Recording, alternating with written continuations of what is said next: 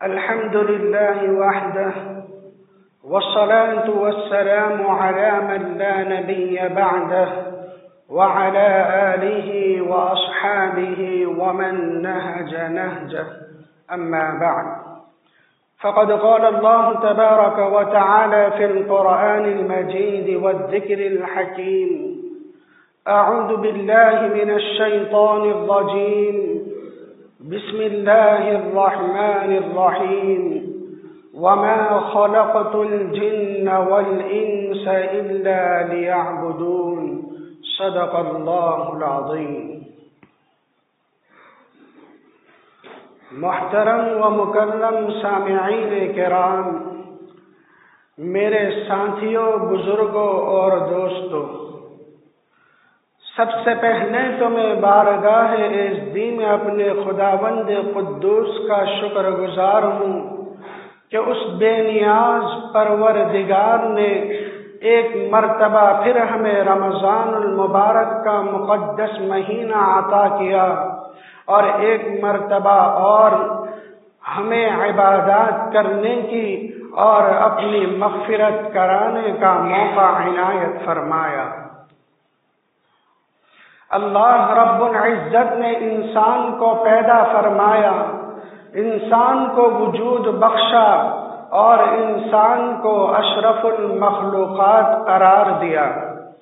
جب ہم قرآن میں تلاش کرتے ہیں کہ اللہ رب العزت نے انسان کو پیدا کیوں فرمایا، تو اللہ رب العزت قرآن کریم میں کچھ یوں فرماتا ہے: وَمَا خَلَقْتُ الْجِنَّ وَالْإِنسَ إِلَّا لِيَعْبُدُونَ، کہ ہم نے انسانوں اور جناتوں کو اپنی عبادت کرنے کے لیے ہی پیدا کیا ہے۔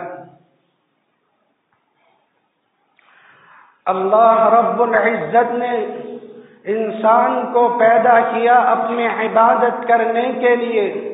انسان کا مقصد زندگی اللہ کی عبادت اور اللہ کی رضا ہی ہونا چاہیے۔ جب ہم دین کو دیکھتے ہیں، جب ہم اسلام کو دیکھتے ہیں تو ہمیں مشکل اور بھاری نظر آتا ہے۔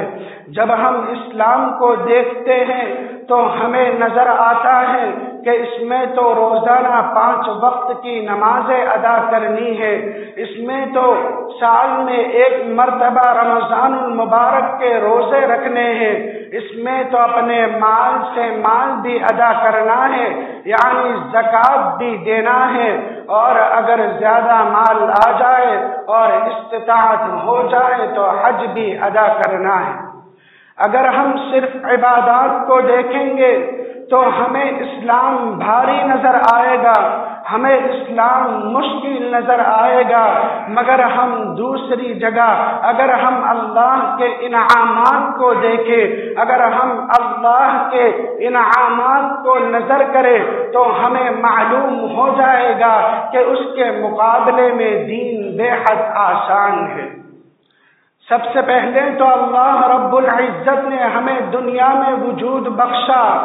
آج آپ اپنے ارد گرد بہت سارے لوگوں کو دیکھ رہے ہوں گے کہ وہ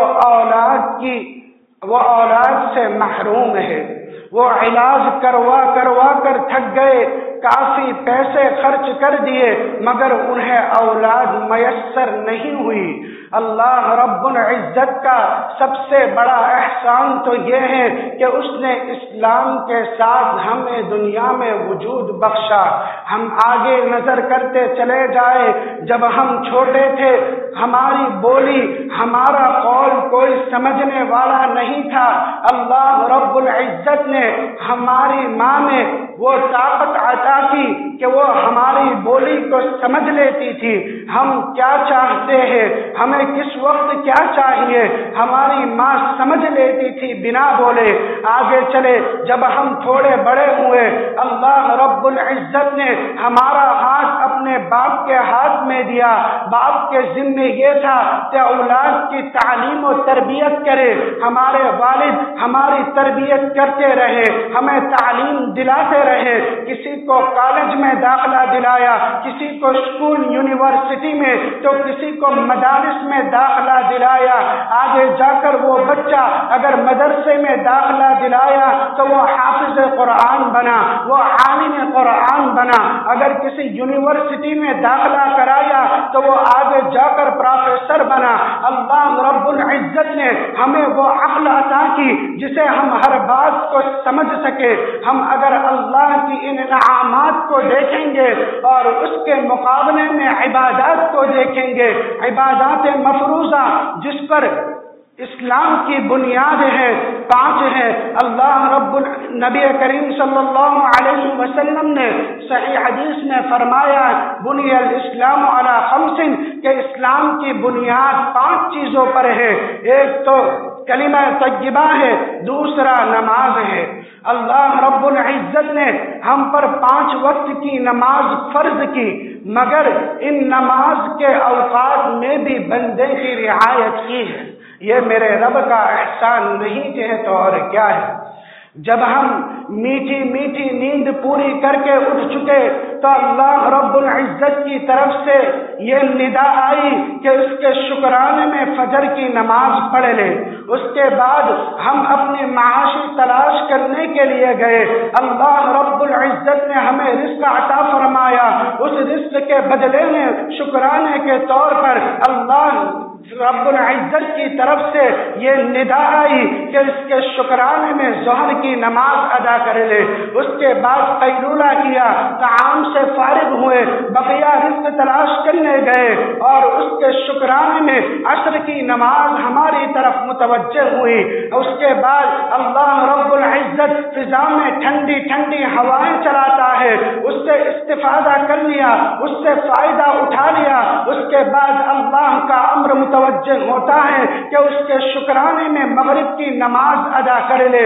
اس کے بعد بندہ اپنے کاموں سے فارغ ہو کر، اپنے طعام سے فارغ ہو کر جب سونے کے لیے جا رہا ہے تو اللہ رب العزت کی طرف سے ندا متوجہ ہوتی ہے کہ اللہ رب العزت پوری رات تیری حفاظت کرنے والا ہے، اس کے شکرانے میں عشاء کی نماز ادا کر لے۔ اگر اللہ کے انعامات کو دیکھا جائے تو اس کے مقابلے میں رب کریم یہ کہہ سکتا تھا کہ رات کو اٹھ کر نماز پڑھنی ہے، رات کو نماز واجب ہو سکتی تھی، رات کو نماز فرض ہو سکتی تھی، مگر وہ اللہ جانتا ہے کہ میرا بندہ کمزور ہے، میرے بندے کے پیچھے شیطان ہاتھ دھو کر پڑا ہوا ہے، تو اس رب کریم نے یہ انعام سے نوازا، اس انعام سے نوازا کہ نماز کے اوقات میں بھی بندے کی رعایت فرمائی۔ یہ میرے رب کا احسان نہیں ہے تو اور کیا ہے۔ اس کے بعد ہم دوسری عبادت کو دیکھیں یعنی روزہ، تو اللہ کے انعامات کے مقابلے میں اگر اللہ ہمیں یہ کہتا کہ پورا سال روزہ رکھنا ہے تو رکھنا پڑتا، اگر یہ کہتا کہ 6 مہینے روزہ رکھنا ہے تو رکھنا پڑتا، مگر اللہ رب العزت نے یہ انعام فرمایا، اللہ رب العزت کا یہ احسان ہے کہ سال بھر میں فقط ایک ہی مہینہ ہے رمضان المبارک کا، اسی میں روزہ فرض ہے۔ یہ میرے رب کا احسان نہیں ہے تو اور کیا ہے۔ ہم آگے بڑھے، زکوٰۃ کو دیکھے۔ زکوٰۃ کی مثال کچھ یوں سمجھے کہ زکوٰۃ یہ مال کا میل ہے۔ اگر ایک بندہ اس کے جسم میں میل لگ جاتا ہے، اگر وہ اسے دور نہیں کرتا تو دھیرے دھیرے وہ میل پھنسیوں میں تبدیل ہو جاتا ہے، باریک باریک پھنسیاں ہوتی ہیں، اگر اس کی طرف متوجہ نہیں ہوتا تو اس کے بعد اس کا جسم کا وہ حصہ سڑ جاتا ہے، حتیٰ کہ اسے اس حصے کو کاٹنے کی نوبت آتی ہے۔ زکوٰۃ بھی کچھ یوں ہی ہے، زکوٰۃ مال کا میل ہے۔ اگر ہم نے زکوٰۃ کو ادا نہیں کیا، اگر آج ہم نے ہیرا حوالہ کر کے زکوٰۃ ادا نہیں کی تو بعد میں اس کی قیمت کہیں نہ کہیں ادا کرنی ہے۔ اگر ہمارے بچے بیمار ہوں گے، ہمارے بچے کی علاج میں وہ روپیہ اور پیسہ خرچ ہوگا، ہمیں کہیں نہ کہیں وہ مال ادا کرنا ہی ہوگا۔ اللہ رب العزت کا فرمان ہے وَمَا مِن دَابَّةٍ إِلَّا عَلَى اللَّهِ رِزْقُهَا، کہ اللہ رب العزت فرماتا ہے سرزمین پر میرا جو بھی بندہ ہے ان تمام پر رزق پہنچانا میرا کام ہے۔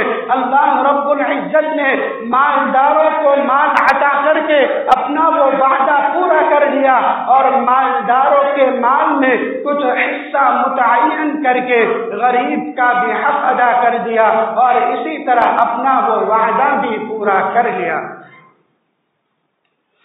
آج ہم دیکھیں کہ مسلمان اپنے فرائض سے دور ہے، مسلمان اپنی عبادات سے دور ہے۔